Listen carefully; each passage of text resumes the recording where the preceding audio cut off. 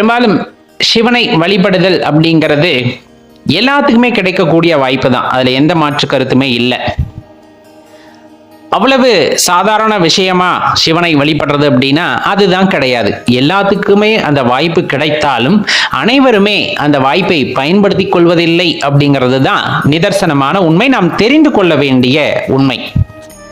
சிவன் அப்படிங்கிறவர் யாரென்றே தெரியாத சூழ்நிலையில் இந்த உடம்பில் கலந்து இந்த உயிரில் கலந்து நானாக இருந்து என்னை செயல்படுத்தி என்னை ஒரு நெறிப்படுத்தி இன்னும் எனக்குள் ஒரு பக்குவத்தை ஏற்படுத்தி இந்த உடலை இடமாக கொண்டு நான் கொண்ட வினைகளை அழிப்பதற்காக செயல்பட்டு என்னை ஆட்கொண்டிருக்கின்றார் அப்படிங்கும் போது அந்த சிவபக்தி அப்படிங்கிறது எந்த அளவுக்கு இருக்கணும் இல்லைங்களா?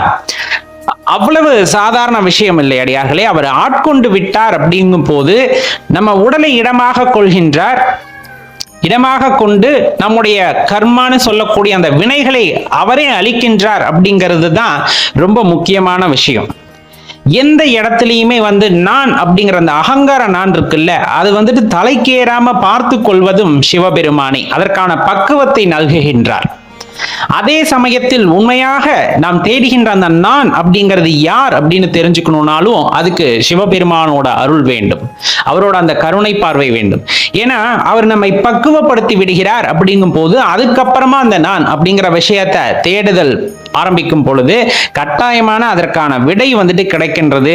அதை தெரிந்து கொண்டவர்கள் ஞானிகள் ஆகின்றார்கள் அப்படிங்கிறதுல எந்த மாற்று கருத்துமே இல்லை. சிவனோட அருளை பெற்றவர்கள் ஆகிறார்கள் அப்படிங்கிறதையும் இந்த இடத்துல நம்ம தெளிவா தெரிஞ்சுக்க வேண்டியது இருக்கு. ஒரு சாதாரண மனிதனுக்கும் சிவனால் ஆட்கொள்ளப்பட்டவருக்குமான வித்தியாசம் அப்படின்னு நம்ம தெரிஞ்சுக்கணும்னா, பல ஆயிரம் கோடி ரூபாயை கொண்டு போய் சிவனால் ஆட்கொள்ளப்பட்டவரிடம் கொடுத்தால் கூட அதை வெற்று காகிதமாகவே பார்ப்பார்கள். ஒரு 1000 ரூபாய் நோட்டை கொண்டு போய் சாதாரண ஒரு மனிதன்ட்ட நீட்டினோம்னா இது உங்களுதான் கேட்டா ஆமான்னு வாங்கி வைத்துக் கொள்ளக்கூடிய தன்மை இருக்கும். அதை பெரிய மதிப்புமிக்க பொருளாக பார்ப்பார்.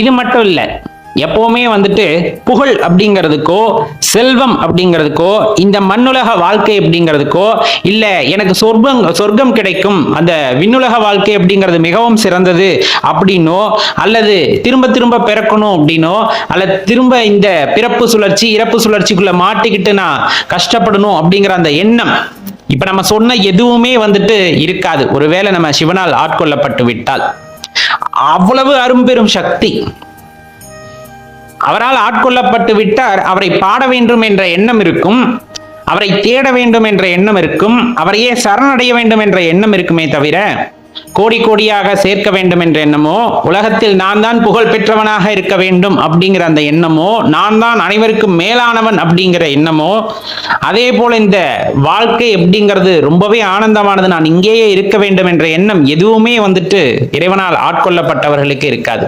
அதுதான் எல்லாம் அப்படிங்கிறத உணர வச்சிடுவார். மெய்ப்பொருள் அல்லவா? இப்ப நிழல் நிஜம் ரெண்டும் ஒரே மாதிரியே தான் சில நேரத்துல இருக்கும். நிழல் தான் உண்மைன்னு பிடிச்சுக்கிட்டவங்களுக்கு வேற வழியே இல்லை, அவ்வளவுதான் அவங்க காலம் கழிந்து விடுகிறது. ஆனா நிஜம் அப்படின்னு ஒரு விஷயம் இருக்குல்ல, மெய்ப்பொருள் அப்படின்னு, அந்த மெய்ப்பொருளோட காலடியில இருந்தா போதாதா? இறைவனின் காலடி படுகின்ற இடத்தில் ஒரு துகளாக இருந்து விட்டால் போதும் அப்படிங்கிற அந்த ஆசை தானே எல்லாத்துக்குள்ளேயுமே, நமக்குள்ளேயுமே அதுதானே இருக்கு, ஓங்கி இருக்கும் இல்லையா? கட்டாயமாங்க எப்பவுமே பக்தி செலுத்துதல் அப்படிங்கிறது மிக உயர்ந்தது, அவ்வளவு எளிதாக வந்துவிடாது. அதாவது எந்த எதிர்பார்ப்பும் இல்லாத பக்தி ஒரு மனிதனுக்குள் சாதாரணமாக வராது. இப்ப கோவில் கட்டுறது அப்படிங்கிறது ஒரு வகையில பாத்தீங்க அப்படின்னா ஒரு அர்ப்பணிப்பு அப்படின்னே சொல்லலாம். லட்ச லட்சமா கோடி கோடியா அதை வச்சுட்டு என்ன பண்றதுன்னே தெரியாம சில பேர் பல ஆயிரம் கோடிகளை வச்சிருப்பாங்க. அவங்க நினைச்சா ஒரு கோயில் கட்டிட முடியும்னு நினைக்கிறீங்களா? சாதாரணமா கோயிலே கட்ட முடியாது. அது சிவபெருமானுக்கு கோவில் கட்ட முடியும்னு நினைக்கிறீங்களா? ஒரு லிங்க பிரதிஷ்டை அவங்களால பண்ண முடியும்னு நினைக்கிறீங்களா? வாய்ப்பே இல்லை. அவரு நினைச்சாதான் எதுவுமே நடக்கும். சாதாரண விஷயம் கிடையாது. கையில 10 பைசா இருக்காது, கையில 10 பைசா இருக்காது. உள்ளத்துல மட்டும் அவர் அப்படியே குடிகொண்டு இருப்பார். மனசே அவராத்தான் இருப்பார். எப்ப பார்த்தாலும் அவரோட சிந்தனையில இருக்கக்கூடிய ஒரு உயிர், ஒரு மனிதன். ஆத்து மண்ணை இறுக பிடிச்சு வச்சா லிங்கமா இருக்கும், லிங்க பூஜை செய்வாங்க. அது அவர் கொடுத்த கொடுப்பனை. அது இறைவனால் தீர்மானிக்கப்பட்டது. யார் அவருக்கு பூஜை செய்ய வேண்டும், யார் லிங்க பிரதிஷ்டை செய்ய வேண்டும், யார் சிவனுக்கு ஆலயம் எழுப்ப வேண்டும், எல்லாமே அவரோட கருணையில நடக்கிறது. நீங்க நிதர்சனமாவே பாருங்களேன். இந்த உலகத்துல ஏன் நம்ம பாரத பூமியில இல்லாத பணமா எத்தனை பேர்னால ஆலயம் கட்ட முடிகிறது, எத்தனை பேர்னால ஆலயம் கட்ட முடிகிறது, அதிலும் குறிப்பாக எத்தனை பேரால் சிவாலயம் கட்ட முடிகிறது. யோசிச்சு பாருங்க. வெகு சிலரை, அந்த வெகு சிலருக்கு இறைவனோட கருணை இருக்கின்றது. இறைவன் அவர்களுக்கு அனுமதி அளித்திருக்கின்றார். அப்போதுதான் அவர்களால் முடிகிறது. அவ்வளவு பெரிய பாக்கியங்க இறைவனை உணர்தல் அப்படிங்கிறது, இறைவன் ஆட்கொள்ளுதல் அப்படிங்கிறது. அது கிடைச்சிட்டா அதை விட வேற சந்தோஷம் வேற எதுவுமே இருக்க முடியாது. அதே போலதான் நீங்க கோவில் கட்டுறது அதெல்லாம் தாண்டி சிவாலயத்துல சென்று ஒரு வேலை செய்யணும் அப்படின்னா கூட அவரோட அனுமதி இல்லாம நம்மளால செய்ய முடியாது. அவரோட அனுமதி இருக்கிற பட்சத்துல தான் அங்க நீங்க போய் உழவார பணி கூட செய்ய முடியும். சில இடத்துல பார்க்க முடியுது, இளைஞர்கள் எல்லாம் சேர்ந்து வந்து பராமரிப்பு இல்லாத ஒரு சிவாலயத்தை மீட்டார்கள் அப்படின்ட்டு ரொம்பவே அவர்களை நினைத்து அப்படியே என்ன சொல்றது, பெருமைப்படுறதா, அவர்களை நினைத்து அங்கலாய்ப்பு படுறதான்னு தெரியல. அந்த உயிர்களுக்கெல்லாம் இறைவன் கொடுத்த வரம், அவர் இருக்கிற இடத்த மிதிக்கிறதே பெரிய விஷயம்.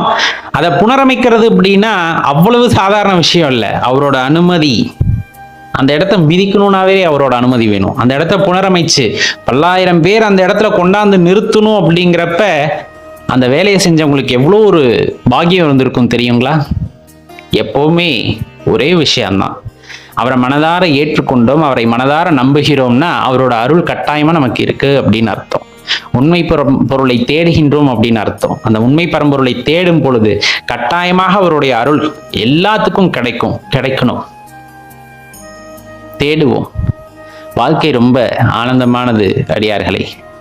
இறைவன் மனதில் குடியேறிவிட்டால் வாழ்க்கை அவ்வளவு ஆனந்தமானது.